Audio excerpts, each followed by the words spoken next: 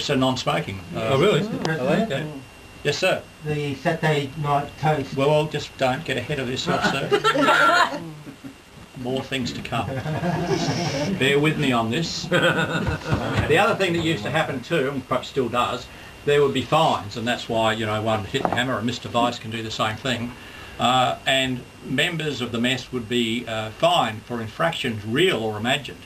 And indeed the steward would go around behind noting that the gentleman was fined a port for the person on his left or his right or both, and the steward would then note that down and it would appear on his mess bill. If you were very poorly and fractious, you would be fined a round for the table, which is most unusual, but you would pay for a round of port for the whole table. But generally you'd pay for one either side or one. And so they were the sorts of things that happened there. The other one that was just mentioned, of course, is the toast of the day, which we'll come to next. And it was always customary to propose a toast of the day. And there, as you would imagine, there is a toast for every day of the week. On Sundays, and these toasts go back to the 16th century.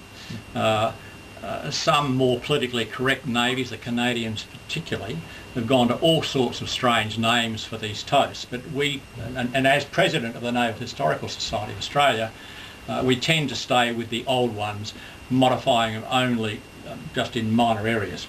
So as I mentioned, Sunday is absent friends, Mondays, our ships at sea, Tuesdays used to be our men, but now it's our sailors, because there are women at sea, and that's Wednesday, ourselves, because nobody else is likely to bother.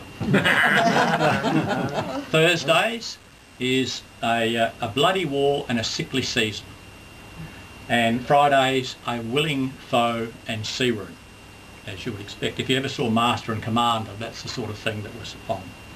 So I'm going to pass it shortly to Mr. Vice to propose the toast for Saturdays. And we will go from there. So Mr. Vice, the toast for Saturday. Ladies and gentlemen, if you did see Master and Commander, you'll remember that they seemed to spend a lot of time with Russell Crowe drinking in the wardroom. And as the President said, there was a toast for every day of the week, and the one about the sickly season, the young lieutenants hoped that their senior officers would die off and they'd have a chance for promotion. But on Saturdays, the toast was for wives and sweethearts. Oh. And the rejoinder was, may they never meet. And Russell Crowe got that right. Wives and sweethearts. Wives and sweethearts.